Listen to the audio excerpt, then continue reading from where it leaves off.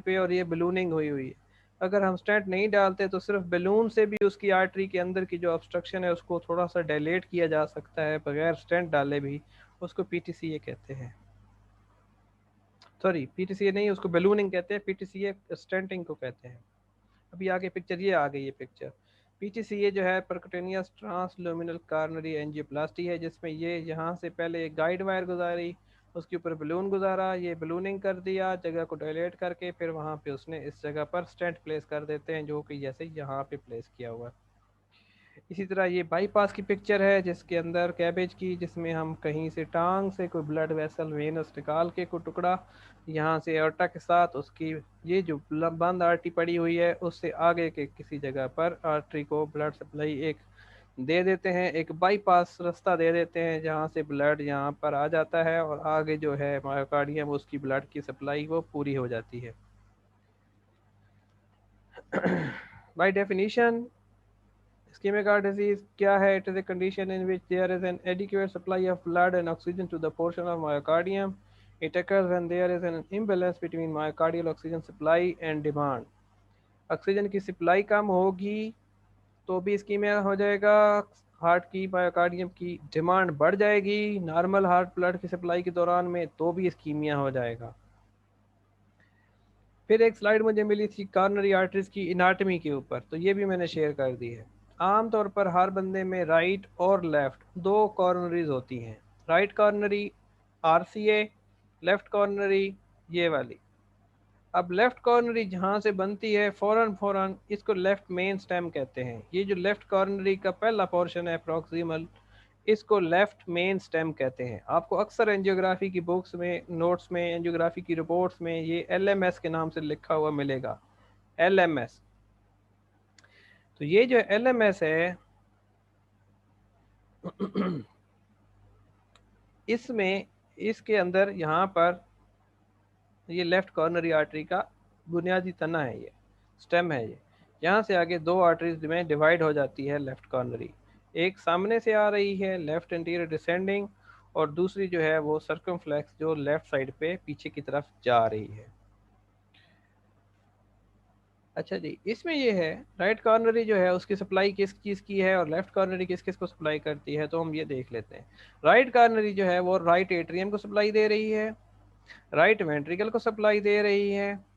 इसी तरह parts of left atrium and left ventricle पीछे से जाके थोड़ा सा बैक साइड से घूम के लेफ्ट एट्रियम को, ये नीचे से जा रही है इसकी बैक साइड वाली पोस्टीरियर ब्रांच, लेफ्ट एट्रियम को भी सप्लाई देती है और लेफ्ट वेंट्रिकल को भी सप्लाई देती है थोड़ी सी, और एट्रियो वेंट्रिकुलर सेप्टम को भी सप्लाई देती है। लेफ्ट कॉर्नरी जो है वो डिवाइड हो जाती है एक सामने वाली ब्रांच में, ये जो सामने नज़र आ रही है इसको एंटीरियर इंटरवेंट्रिकुलर ब्रांच बोल रहे हैं और हम इसको एलएडी के नाम से जानते हैं, लेफ्ट एंटीरियर डिसेंडिंग आर्टरी के नाम से। लेफ्ट कॉर्नरी की दो ब्रांचेज हैं, एक सामने आने वाली एलएडी और एक लेफ्ट को जाने वाली जिसको सर्कमफ्लेक्स ब्रांच बोलते हैं, या कॉर्नरी एंजियोग्राफी की जो आपको रिपोर्ट्स मिलेंगी उसमें ये एलसीएक्स के नाम से लिखी होती है, लेफ्ट सर्कमफ्लेक्स। तो दो ब्रांचेज हो गई, लेफ्ट एंटीरियर डिसेंडिंग या एंटीरियर इंटरवेंट्रिकुलर ब्रांच जो राइट और लेफ्ट वेंट्रिकल को और anterior part of ventricular sceptre को सप्लाई कर रही होती है, और एक लेफ्ट सर्कमफ्लेक्स ब्रांच है जो पोस्टीरियरली घूम के जा रही है। और उसके बाद इसकी कुछ ब्रांचेज हैं, left marginal artery is a large branch of the supply is left margin of left ventricle down the apex. Left marginal artery जो है वो यहाँ से इधर से जाती है, यहाँ पे इसकी ब्रांचेज हैं और वो जाके एपेक्स को सप्लाई करती हैं। इसी तरह interior and posterior interventricular branches supply the left ventricle, atrial branches supply the left atrium. ये उसकी एनाटॉमी के हिसाब से उसके नेमिंग किया हुआ है। एक और मैंने पिक्चर शेयर कर दी है कि कौन कौन सी आर्टरीज कौन कौन सी जगहों को सप्लाई करती हैं। तो तीन मेन वाल्व हैं हार्ट की, उसमें से ये राइट कॉर्नरी आ रही है, ये लेफ्ट कॉर्नरी आई, आगे आके इन लेफ्ट एंटीरियर डिसेंडिंग में डिवाइड हो गई और लेफ्ट सर्कमफ्लेक्स में डिवाइड हो गई। तो जो ईसीजी के ऊपर जो एरियाज होते हैं जिसमें हम ईसीजी की लीड्स के हिसाब से हमने इसको बांटा हुआ होता है, तो ये इन्फीरियर वाला पोर्शन है, ये 2-3 एवीएफ है। इसके साथ ये जो पोर्शन है सेप्टम का, ये V1 और V2 में, ये चेस्ट की लीड 1 में और 2 में नज़र आता है। फिर उसके बाद interior portion of the left ventricle है जो लीड्स V3 और V4 में नज़र आता है, और जनरली हम इन दोनों को इकट्ठा ही कर लेते हैं, V1 से लेकर V4 तक हम एंट्रोसेप्टल कर देते हैं। ये लेटरल वाल है जो V5 और V6 में दी जाती है, और यहाँ पर हाई लेटरल जो है 1 और AVL के अंदर ये वाले पोर्शंस आते हैं। अगर इसी तरह इसकी एक और पिक्चर बनाई जाए तो वो ये है, जिसमें मैंने इसको बताया जी एओर्टा बनाया है इसने, उससे ये राइट कॉर्नरी बनाई है रेड कलर वाली। राइट कॉर्नरी बेसिकली इन्फीरियर वाल को सप्लाई दे रही है 2, 3 और AVF जो इन्फीरियर एरिया है, ये सारा पिंक या रेड में दिखाया गया। फिर LED को डिवाइड कर दिया उसने, सामने LED को दिखाया है, लेफ्ट कॉर्नर से आ रही है, उसको V1 से लेकर V2, V3 और V4 में दिखा दिया ग्रीन कलर में। फिर सरकमफ्लेक्स को ब्लू कलर में दिखाया जो V5 और V6 की लेटरल और 1 और AVL की lateral wall of the heart को ब्लड सप्लाई दे रही है। अच्छा, ये एक स्लाइड ऊपर नीचे हो गई है।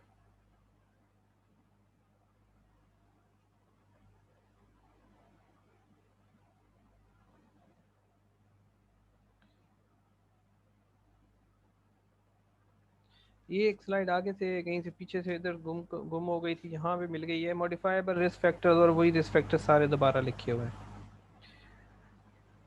अच्छा, होता क्या है जब किसी भी कॉर्नरी आर्टरी में ब्लड सप्लाई बंद होती है, तो उसमें एक है रिस्पांस टू इंजरी हाइपोथेसिस। इसमें यह है कि inflammatory response resulting in proliferation of the tissue within the arterial wall which में result in obstruction of blood flow. जब भी आर्टरी के अंदर कोलेस्ट्रोल इकट्ठा होता रहेगा, उम्र गुजरती जाएगी, हम सब की खून की नालियों के अंदर कोलेस्ट्रोल इकट्ठा होता रहेगा, तो वो जो कोलेस्ट्रोल है वो दीवार के अंदर एक लोथड़े जो हैं वो जमे हुए होते हैं। अगर कभी ऐसा हो जाए कि उसकी सरफेस के ऊपर कोई डैमेज हो जाए और वो जो उसकी लाइनिंग है वो डिस्टर्ब हो जाए, तो वहाँ पर प्लेटलेट्स की इकट्ठे होना शुरू हो जाते हैं।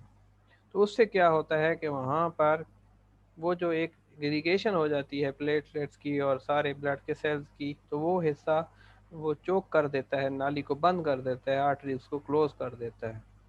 तो ये सारी बातें जो हैं वो उसकी वजह से आर्टरी ब्लॉक होती है। उसकी अभी मैं आपको पिक्चर शेयर कर देता हूँ। काजेज क्या है? Elevated levels of cholesterol and triglycerides in the blood, high blood pressure जिसकी वजह से टर्बुलेंट ब्लड फ्लो होगा, टोबैको स्मोक वगैरह का रोल, और शुगर वगैरह की वजह से। ये उसी की पैथोफिजियोलॉजी लिखी हुई है, इसकी डिटेल में मैं नहीं जा रहा। फिर एंजाइना को उसने डिक्लेयर किया, डिस्कस किया। एंजाइना क्या है? एंजाइना हार्ट की पेन है। जब भी इस्कीमिक हार्ट डिजीज़ की वजह से, कॉर्नरी आर्टरी की ब्लॉकेज की वजह से पेशेंट को पेन एक्सपीरियंस होगी, तो उसको हम उस पेन को एंजाइना पेक्टोरिस कहते हैं। एंजाइना की टाइप्स हैं। स्टेबल एंजाइना क्या होता है? स्टेबल एंजाइना, जैसा कि इसका नाम है स्टेबल, तो ये स्टेबल आदमी के अंदर नहीं होता, ये उसके अपोजिट होगा। स्टेबल एंजाइना उस वक्त होता है जब पेशेंट आराम से बैठा हुआ नहीं होता, कोई काम करता है, एक्सर्शन करता है। जब वो कोई जोर लगाने वाला काम करता है, तो ये एपिसोडिक क्लिनिकल सिंड्रोम, जिसमें due to transient myocardium ischaemia हो जाएगा, 2 से 5 मिनट 10 मिनट के अंदर अंदर, थोड़ी देर के अंदर पेशेंट खत्म, पेन खत्म हो जाएगी। पेशेंट ने चलना है, पैदल चला, वजन उठाया, सीढ़ियाँ चढ़ गया, कुछ चीज़ भारी उठा ली, उसको पेन हुई है, उसने आराम किया, बैठ गया, उसकी पेन खत्म हो गई। तो ये जो एपिसोड थी, जो 2 मिनट से लेकर 5 मिनट तक या थोड़े से मिनट्स में है, ये एक एंजाइना की एपिसोड है। एक्सर्शन से होती है, मोशन से होती है, और रिलीव्ड बाय नाइट्रोग्लिसरीन और सिंपली टेकिंग द रेस्ट। बैठ के आराम से पेशेंट की पेन खत्म हो गई, उसने नाइट्रोग्लिसरीन सबलिंगुअल एंजिसिड ले ली, उसकी पेन खत्म हो गई। तो इसमें ये सब चीज़ें हो सकती हैं। चेस्ट पेन के साथ हैवीनेस, सांस खराब, बोझ, घबराहट, सीने के ऊपर चलन, बर्निंग, इचिंग, स्टैपिंग, वो सब किस्म की पेन हो सकती है। और ये सब स्टर्नल डिस्कम्फर्ट में एक लेवाइन साइन है, जिसमें पेशेंट इधर सीने पे मुट्ठी अपनी रख के बैठा होता है, वो बताता है मुझे सीवियर पेन है, तो उसके साथ भी ये उसका एक साइन भी है। फिर प्रिंस मेटल एंजाइना है, form of angina pectoris, practice exercise by pain not precipitated by cardiac work.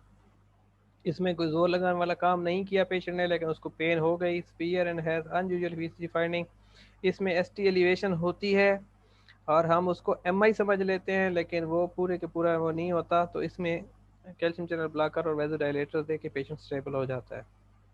फिर अनस्टेबल एंजाइना है, जब पेशेंट की पेन चलने फिरने के अलावा बैठे हुए भी उसको लगातार होने लग जाए तो हम उसको अनस्टेबल एंजाइना कहते हैं। तो अनस्टेबल एंजाइना में angina pectoris are equivalent ischaemic discomfort with at rest or minimal exertion, and it lasts for more than 10 minutes and is of severe nature and new onset or crescendo pattern। Pain बढ़ती जाएगी, उसकी तकलीफ बढ़ती जाएगी। अच्छा, decubitus angina is that occurring in lying down position. इसको impaired left ventricular failure के साथ जो पेशेंट को एंजाइना हो रहा होता है, जैसे वो लेटता है उसका सांस बंद होता है क्योंकि उसकी चेस्ट के अंदर ब्लड की फ्लूइड की सर्कुलेशन की वजह से उसकी सांस लेने की जो क्वालिटी है वो डिस्टर्ब हो जाती है। फिर nocturnal angina, it occurs at night, and ये सारा कुछ छोटी मोटी चीज़।